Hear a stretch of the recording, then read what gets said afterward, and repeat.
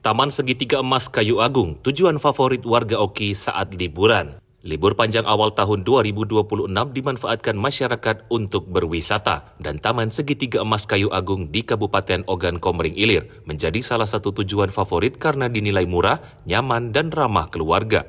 Taman yang berada di pusat kota dan dekat Jalinsum ini mudah diakses, menyediakan area terbuka yang luas, pepohonan rindang, tempat bersantai, serta berbagai permainan anak, termasuk penyewaan sepeda dan mobil-mobilan dengan harga terjangkau, ditambah pedagang makanan yang melengkapi kebutuhan pengunjung. Berdasarkan pantauan, ribuan warga akan memadati lokasi sejak siang hingga sore, sementara beberapa pengunjung menyebut taman ini selalu menjadi pilihan karena fasilitas gratis, suasana nyaman, dan biaya yang hemat tanpa tiket masuk. Untuk berita selengkapnya, klik sripoku.com.